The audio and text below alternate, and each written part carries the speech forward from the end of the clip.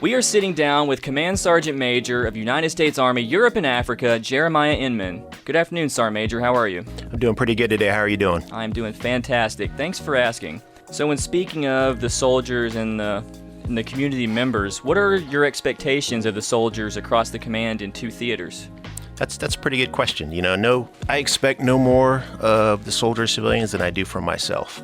Growing up in the military, it was physical fitness, marksmanship, battle drills, medical training, and developing leaders of character.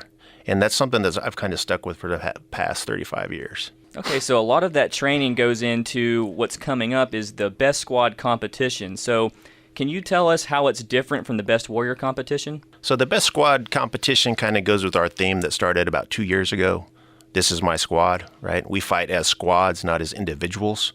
So the Sergeant Major of the Army came up with a plan to kind of how do we promote this a little bit further. We compete as a collective, not as individuals. This squad competition looks pretty good this year. Of course, it's our first time doing this. I think we have 10 squads that are going to compete this year. We've got close to 50 tasks and probably about 15 different lanes that they'll have to go through. It's going to be a great competition. That's very cool. So when speaking of all these different tasks and drills and everything, is there anything unique in the U.S. Army Europe and Africa competition that won't be seen in any other Best Squad competition throughout the Army? Probably the uniqueness will be in beautiful Bavaria.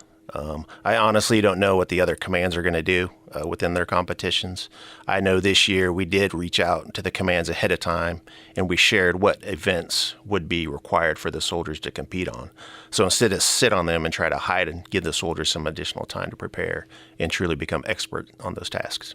Okay, so being in your position and the amount of time you've been in the Army, what recommendations or advice would you have for squads that are looking to compete and prepare for this competition? As it kind of goes back to the fitness, marksmanship, battle drills, medical training, continue to stick with that. We're individuals. We understand our weaknesses. Whether you think you can or think you can't, you've already answered your own question. I have a mentor, Ralph Puckett. We were just talking about him earlier. And he said, I didn't go to Ranger School to be better than the next guy. I went to Ranger School to be better than myself. So that's my advice to the competitors. Do something to be better than yourself. That is very deep, Sergeant Major. So General Williams took command of U.S. Army Europe and Africa on 28 June. But in his speech, I remember he stated that readiness is his #1 priority. So with saying that, how does a competition like this connect with the commanding general's vision? So readiness is #1. In squad competition. The squad isn't the foundation of the readiness. It starts with the individual, the team, the squad, the platoon, the company and training staff that puts all that training together all the way up to HQDA to run the final competition. It touches on operational, strategic things we need to do to compete and win in our wars. Okay. So is there anything else that you would like to add or state to the soldiers, families, and civilians within the command? Well, first, thanks for taking time to do this. I appreciate it. I've kind of been hiding out for the last 6 months. I guess I finally got to work now. But I'd really like to say, thanks to the soldiers out there who have joined, soldiers, sailors, airmen, Marines.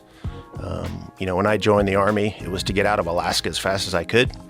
Most of you joined knowing that you're probably going to go to Iraq, Afghanistan, Syria, or be tied to some other conflict where you have to fight for your partners on your left and your right.